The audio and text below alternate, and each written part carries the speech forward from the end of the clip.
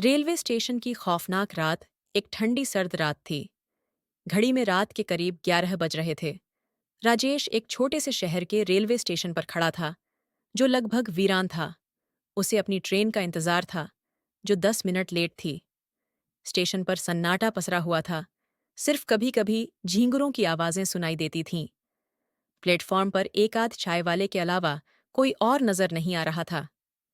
राजेश ने अपना बैग कंधे पर टांगा और प्लेटफॉर्म की बेंच पर बैठ गया।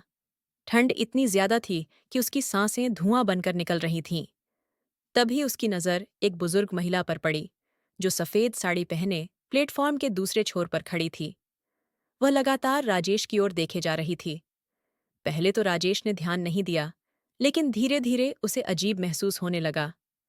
वह उठकर चाय लेने गया, और जब वापस आया तो वह महिला उसके बिल्कुल पास खड़ी थी।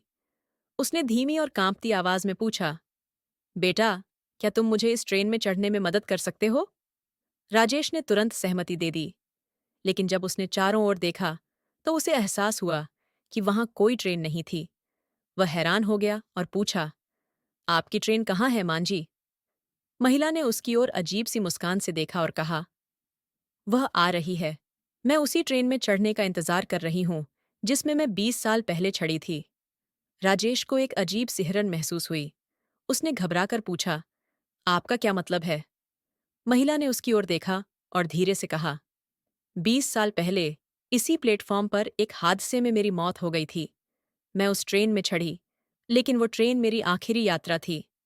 इतना सुनते ही राजेश का दिल जोर जोर से धड़कने लगा। वह डर के मारे पीछे हटने लगा। तभी स्टेशन की घड़ी ने 12 बजाने का संकेत दिया, और जब उसने पलटकर देखा तो वह महिला गायब थी। उस रात राजेश ने फैसला किया कि वह कभी उस स्टेशन पर अकेले रात में इंतजार नहीं करेगा। वह आज भी उस घटना को याद करता है और सिहर उठता है। क्या वो महिला एक आत्मा थी, या यह सिर्फ राजेश की कल्पना थी? ये सवाल आज भी अनुत्तरित है।